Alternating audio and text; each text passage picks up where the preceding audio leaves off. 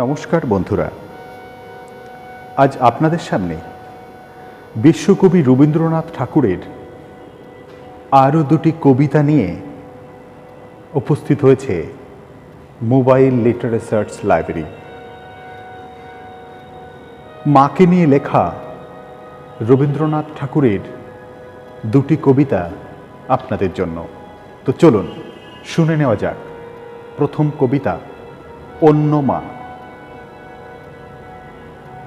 আমার মা না হয়ে তুমি আর কারো মা হলে, ভাবছো তোমায় চিনতেম না, যেতেম না ওই কোলে।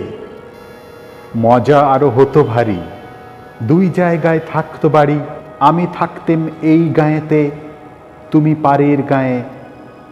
এইখানেতে দিনের বেলা যা কিছু সব হতো খেলা, দিন ফুরলেই তোমার কাছে পেরিয়ে যেতাম নায়ে।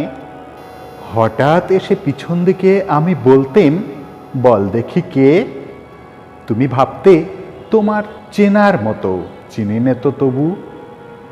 তখন কোলে ঝাঁপিয়ে পড়ে আমি বলতেম গলা ধরে, আমায় তোমার চিনতেই হবে, আমি তোমার অবু। আরও একটি কবিতা, লুকোচুরি।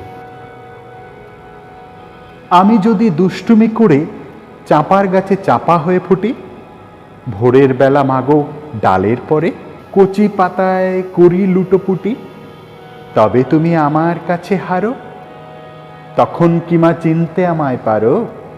তুমি ডাকো, খোকা কোথায় ওরে, আমি শুধু হাসি চুপটি করে। যখন তুমি থাকবে যে কাজ নিয়ে, সবই আমি দেখব নয়ন মেলে। স্নানটি করে চাপার তলা দিয়ে আসবে তুমি পিঠেতে চুল ফেলে। এখান দিয়ে পুজোর ঘরে যাবে, দূরের থেকে ফুলের গন্ধ পাবে। তখন তুমি বুঝতে পারবে না সে, তোমার খোকার গায়ের গন্ধ আসে। সন্ধেবেলায় প্রদীপখানি জেলে যখন তুমি যাবে গোয়াল ঘরে, তখন আমি ফুলের খেলা খেলে টুপ করে মা পড়ব ভুঁয়ে ঝরে। আবার আমি তোমার খোকা হব, গল্প বলো তোমায় গিয়ে কব।